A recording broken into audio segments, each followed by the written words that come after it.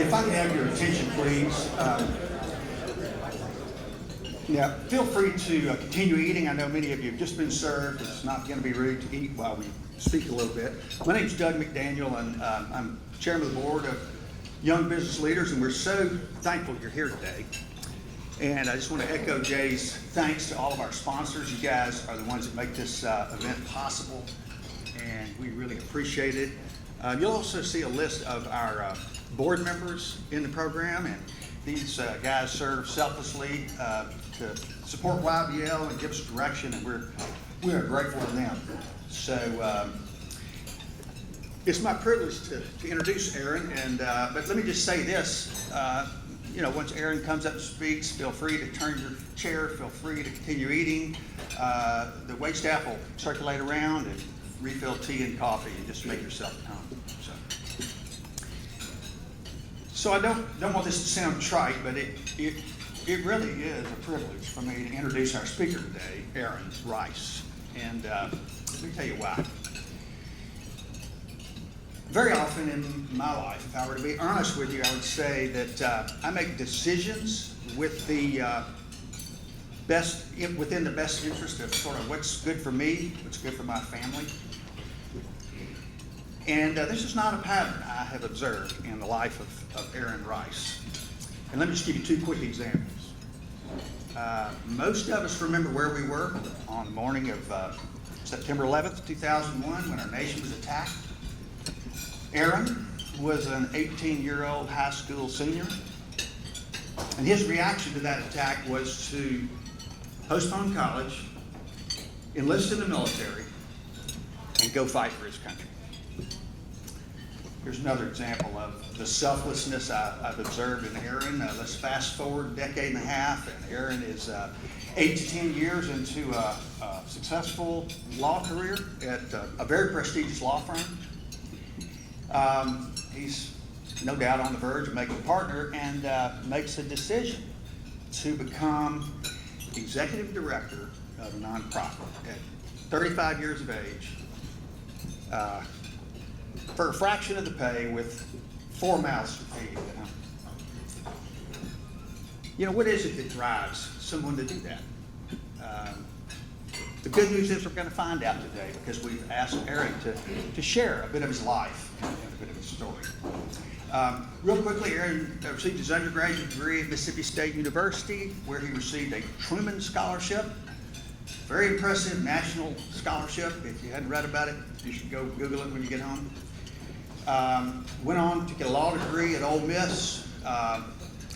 During college, was involved some in politics, and was actually elected to be a delegate for the Republican National Convention at the grand old age of 24 years old. So as I mentioned, Aaron finished law school. He practiced law at Butler Snow as a litigation attorney, and then in 2018 took a job as executive director of the Mississippi Justice Institute. Very quickly, Mississippi Justice Institute defends the rights of Mississippians whose rights have been infringed upon by the overreach of government. You may have seen just 2 or 3 weeks ago, a story on the front page of a couple of ladies that were trying to make a living, and were the victims of an overzealous regulator. And Aaron successfully defended their right to make a living, and it made front page paper and national news, and that's the kind of thing Aaron's involved in. So, Aaron is married to Kelly, who is in attendance today, and they have 4 children and live in Madison. Will you join me in giving a warm welcome to Aaron Rice?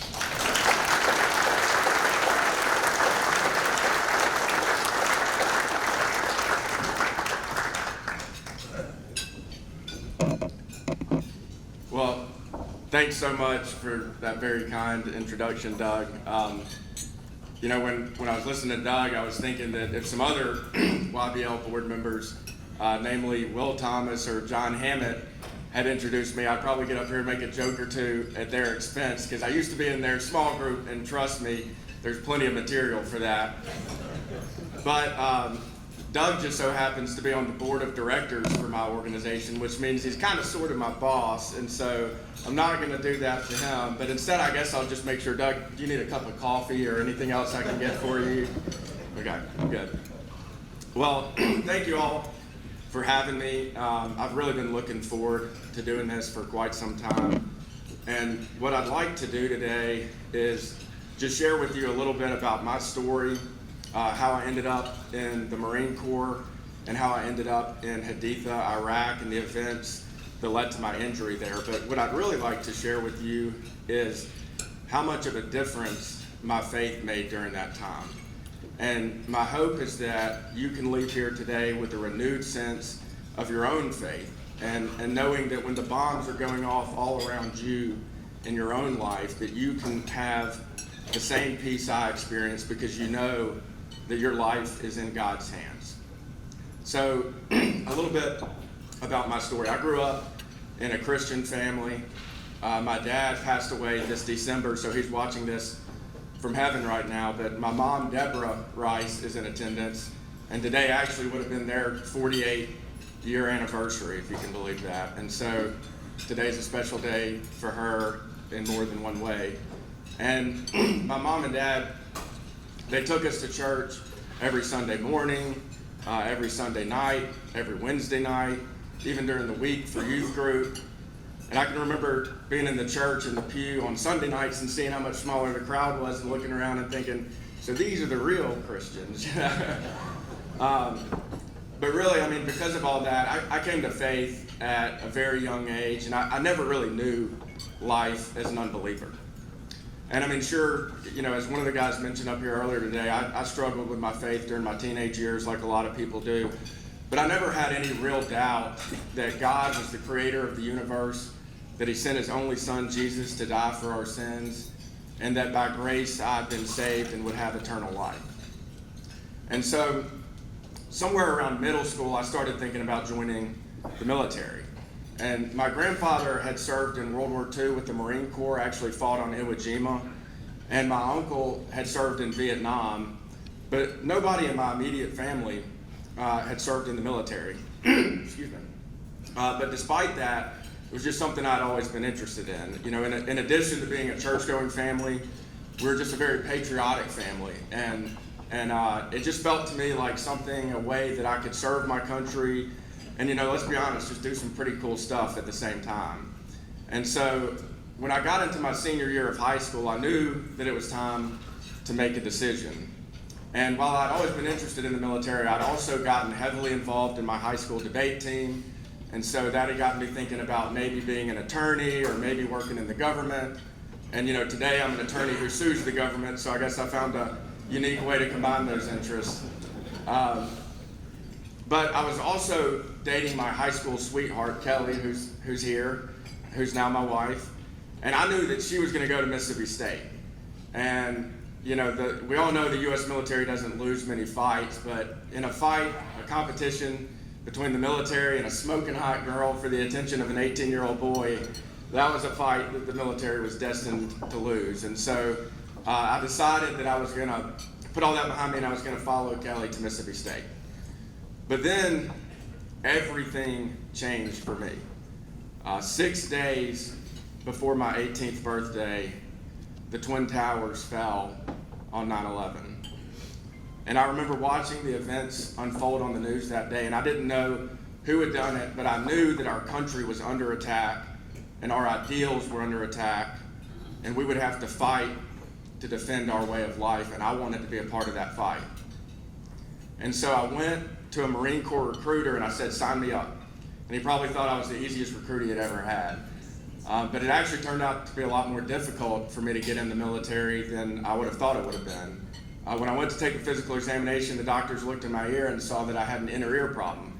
And it was something that I'd always known about. I'd had it since childhood, and it caused me a lot of problems in childhood, but it really stabilized in my teenage years, and I honestly didn't think it would be a big deal.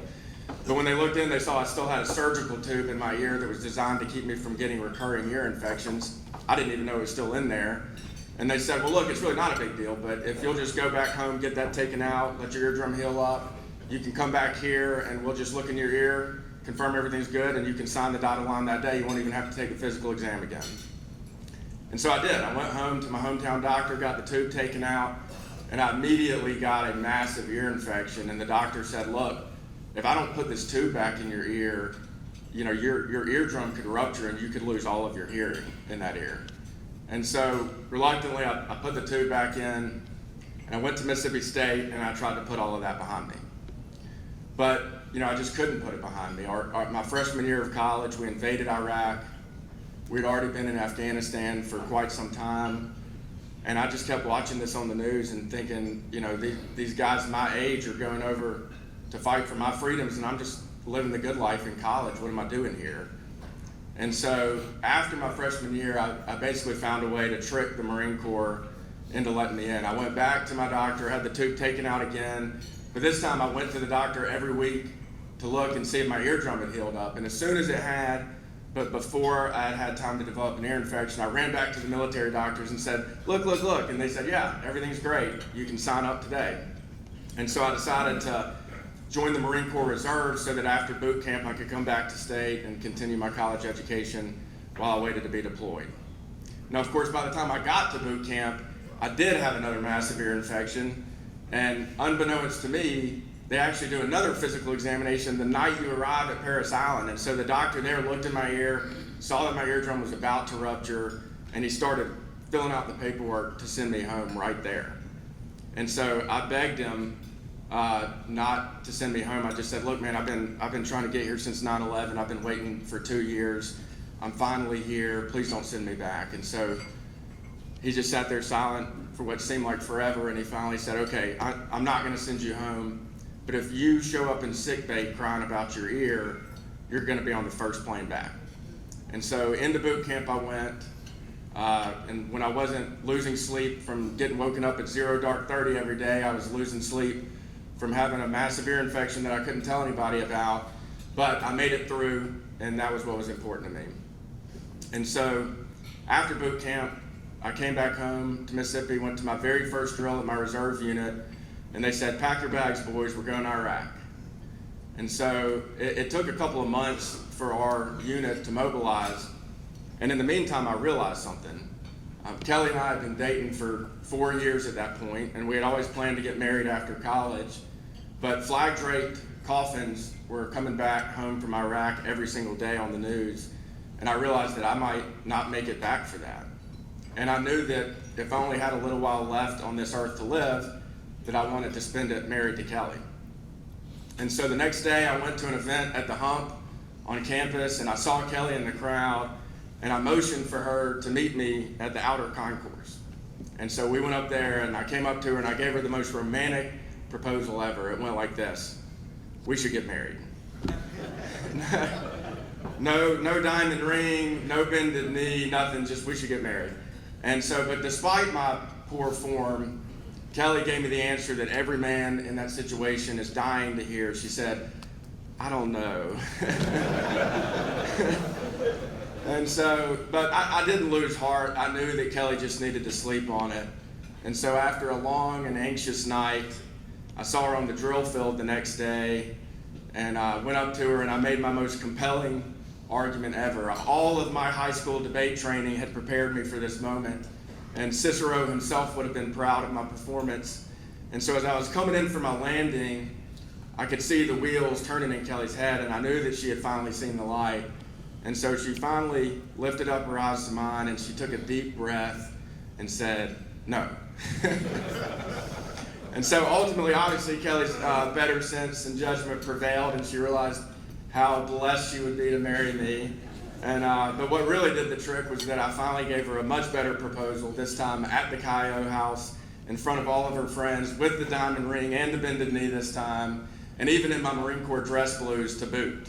So pro tip to the guys in the room: women love the dress blues. It's really one of the main reasons that I joined.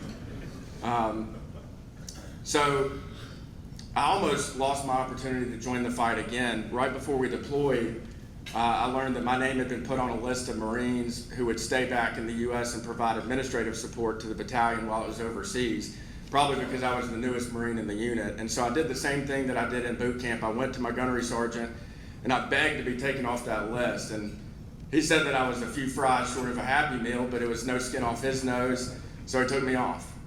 And so when I arrived at desert combat training, which is where we were going before Iraq, and Kelly and I had gotten married just 6 weeks before that. I still wasn't happy with my place in the deployment, and so our unit had been assigned to provide motor transport support to the battalion, which meant that we would be driving 7-ton trucks to transport Marines and equipment around the area of operation. And there was nothing wrong with that, but I viewed it as being in the rear with the gear, and I really wanted to be on the front lines, and so I kept telling my superiors and letting them know that. And you may be shocked to hear that they didn't really give a rip what I thought about it.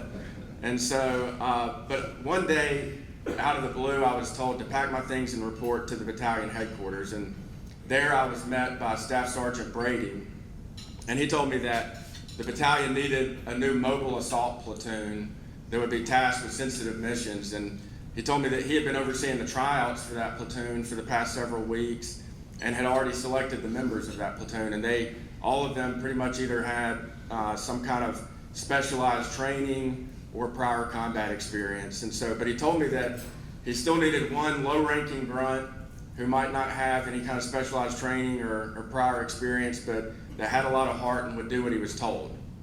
And he told me that Corporal Stan Mayer had vouched for me and said that I was the guy for the job. And so Stan Mayer and I had become friends during the combat training, but I had no idea that he had tried out for this platoon, or that it even existed, or that he had, recommended me for it. And so Staff Sergeant Brady asked me if I wanted to join that platoon. It was called MAP 7, Mobile Assault Platoon Number 7, and warned me that if I did, it would mean being in the line of fire. And so, as you can tell from the earlier portions of this, I was excited to do that, and I immediately said yes and started training with MAP 7 the next day. And so when we finished combat training, we learned that we would be deployed to Haditha in the Al-Anbar province of Iraq. And if there was a wild west of Iraq in 2005, this was it. And when we got to Haditha, we realized that we really might be walking into a powder keg that was just ready to explode. The battles of Fallujah and Ramadi had happened not long before, and they had pushed the insurgency westward. And Haditha was really the only sizable city to the west of Fallujah and Ramadi, and the signs were starting to indicate that it may be the next major battlefield. The battalion that we were replacing told us that in the first 5 months of their 7-month deployment, they really didn't see hardly any insurgent activity whatsoever. But in the 2 months leading up to our arrival, they started to suffer weekly and even daily attacks. And so they told us about the Marines who had died in those attacks, and about the Marines who had lost arms and legs in IED explosions. And for some reason, after everything I had done to get to Iraq, that was the first time that it really sunk into me that I could go home missing entire parts of my body. And so one day, not long after, I was looking over the Euphrates River and taking a break with my friend Stan, the same guy that vouched for me to be in the platoon, and all of this was weighing on me.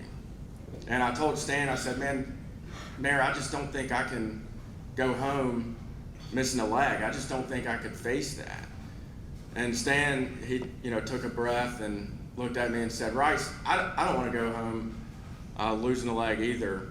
But if I do, I'll go home and I'll wear that prosthetic leg like a badge of honor.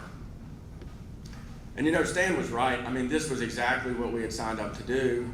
And I had specifically gone out of my way on numerous occasions to make loss of limb more likely, so I, of all people, should have been okay with that risk.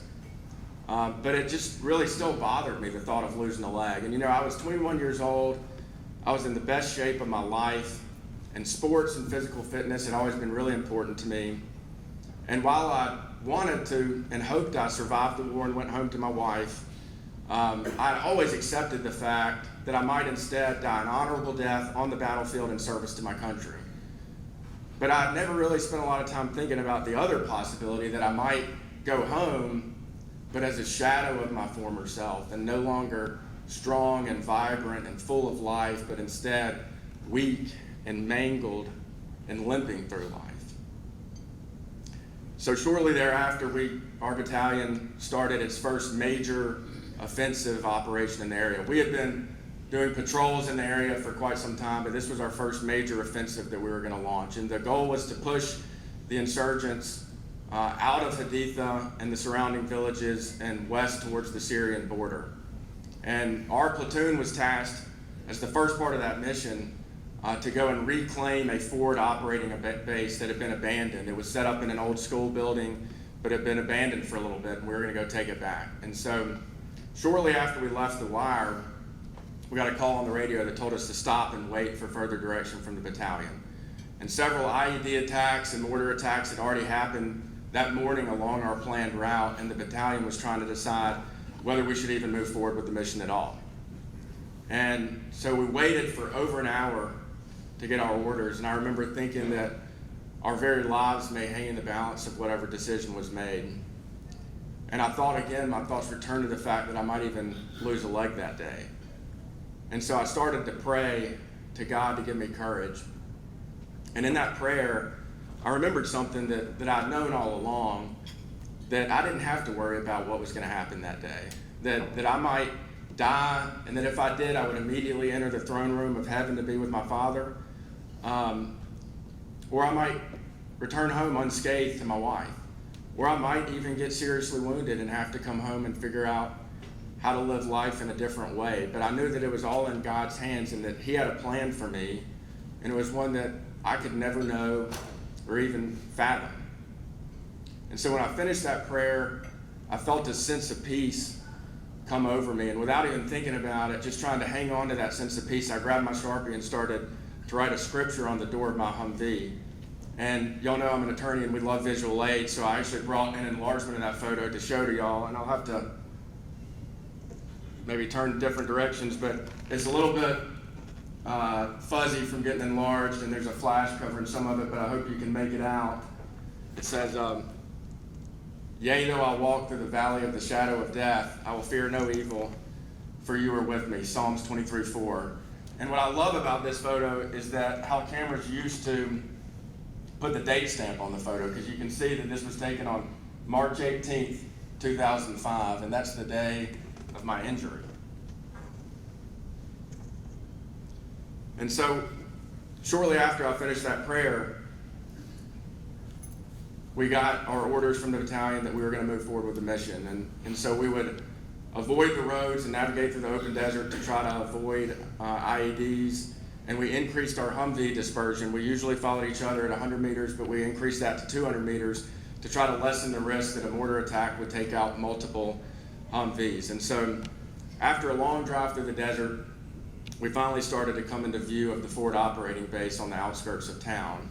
And that gave me a sense of relief, but only for a minute, because as we got closer, I saw that there were vehicle tracks all around the forward operating base for hundreds of meters into the desert. And they were just from the old military vehicles that had been coming in and out, and probably from civilian vehicles that had been coming to scope out the place after it got abandoned too. And so, but I was driving the third Humvee in the platoon, and my job was to stay on the tracks that the vehicle in front of me laid down, so that if he didn't hit an anti-tank landmine, I wouldn't hit an anti-tank landmine. And that was impossible now as we came into this field that had vehicle tracks everywhere, especially since the nearest Humvee was 200 meters away, and I couldn't tell whose tracks were whose. And so as we got closer, I looked to my left and I saw a group of kids playing soccer. And I knew from the few patrols I'd already been on that kids would usually run to our platoon hoping that we had candy or snacks or something to give them. But these kids just stopped playing and stood perfectly still as they watched us get closer to the base. And so I knew when I saw that we were coming into a trap. And I turned to the sergeant that was in my vehicle and I said, "Get ready, something bad is about to happen." And as soon as I spoke those words, my entire world went completely black, and I heard a deafening roar all around me, and every nerve in my body was screaming out in the worst imaginable pain, and time seemed to be standing completely still. And I knew that I was in an explosion, and I knew that I might not live through it, and I knew that if I did, I might not have all of my limbs. And so when the smoke finally cleared, I looked down and I could see that my left leg was pointed back up at me, and I was staring into the bottom of my own boot. And I knew when I saw that I wasn't going to keep that leg. And my other leg, my right leg, was trapped in twisted metal, so I couldn't get out of the Humvee. And I was helpless, I was in pain, and I knew that my worst fear had come true. But I was at peace, because I knew that that moment had been planned since before I was ever born. And I knew that God had spared my life for a reason, and I knew that he had even taken my leg for a reason, even if I didn't know what that was yet.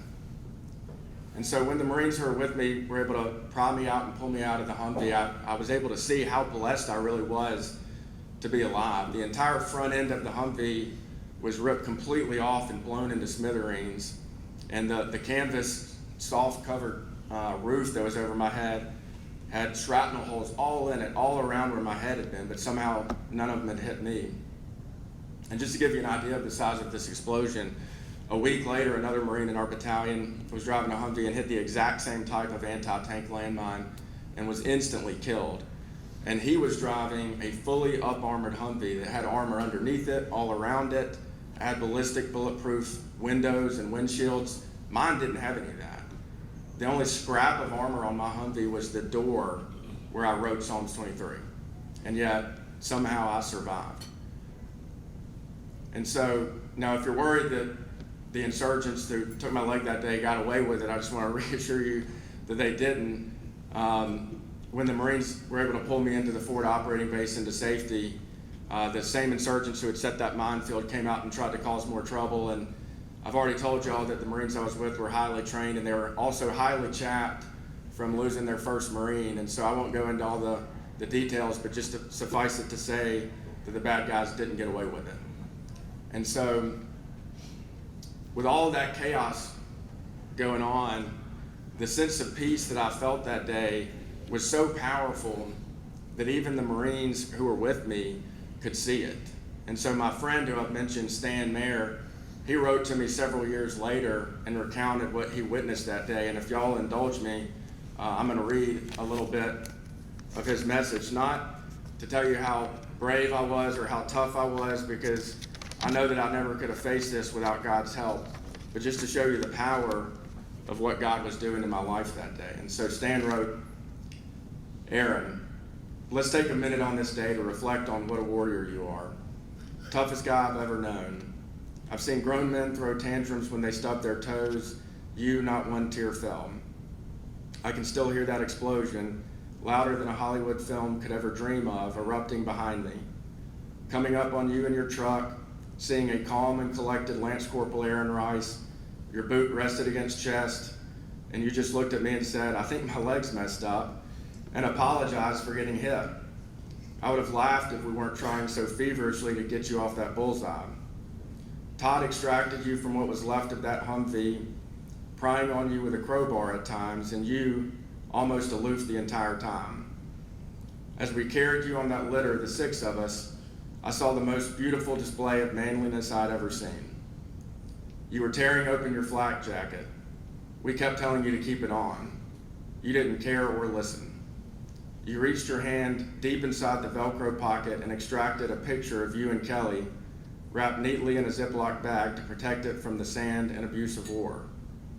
You held it up to your face and stared into that photo for the rest of the painful litter ride to the forward operating base, where we'd set you down and wait for the Blackhawks to take you home. I took a position on the rooftop, but it wasn't long before the sergeant major climbed up and told me you were asking for me. He said, 'Mayor, get down here. Bryce wants to see you.' In the school gymnasium, the docs had you sedated with morphine, but you wouldn't pass out until you made sure Kelly was taken care of. You said, 'Mayor, get your Sharpie.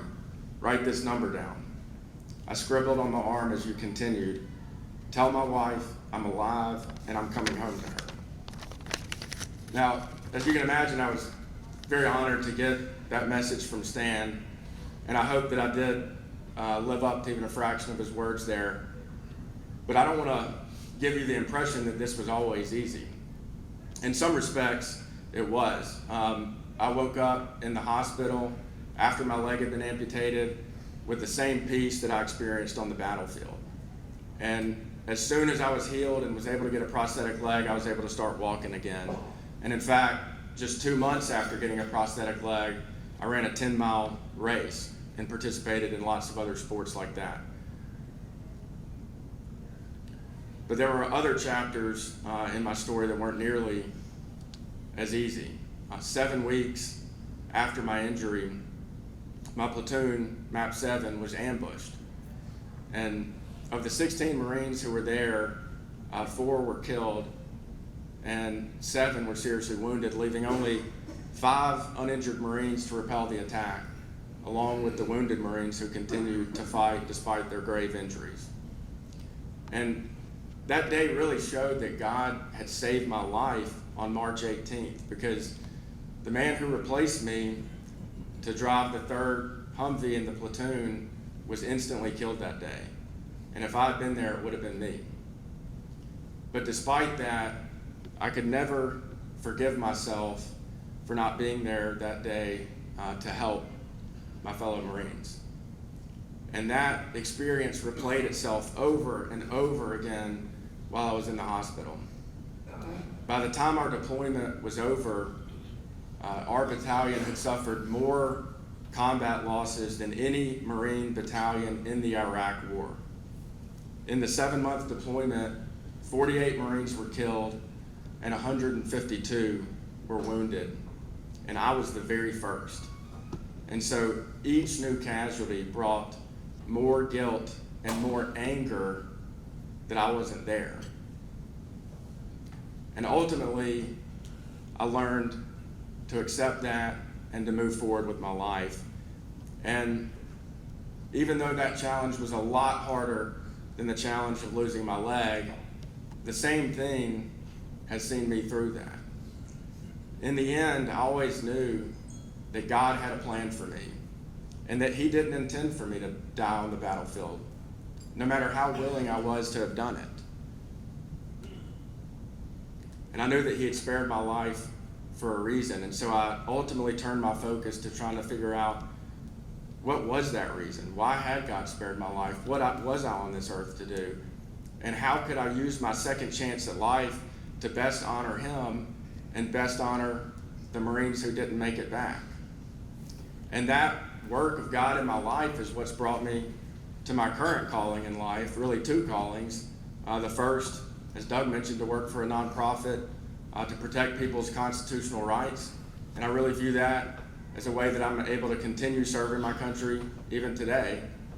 And then secondly, to be the best husband and father that I can be every day. And so here's what I hope that you guys can take from my story. That if you'll truly put your faith in God, you can face anything in this life. If you know that death will bring you to everlasting life, then you won't fear death. And if you know that your every step was planned out by God, then you can find peace when the bad times come, because you'll know that your Father has not forgotten you. And you can rest knowing that God is using every part of your life, even the hard parts, for His glory and to see His plan for your life to fruition. And when you know that, you can go into the office on Monday morning and give it your all and not worry about any failures or setbacks you might have, because you know that God has a plan that's so much bigger for you than that. And you can face pain and hardship and guilt in your own personal life, whether that's from losing a loved one, or your marriage falling apart, or losing your job, or even serious injury or illness. And when the bombs are going off all around you in your life, you can be the one that other people look to and say, that guy has something I don't have. He's fearless, and I want to know how he does it. And then you can share the same good news with them, that if they'll put their faith in God, they too can know the peace that can only come from knowing that God has planned out their every step, and knowing that they'll have eternal life with Him, and that they can have a fearless faith just like you. So thank you all for having me here today. I really enjoy it. I've enjoyed it, and I think somebody's coming up now. Yep.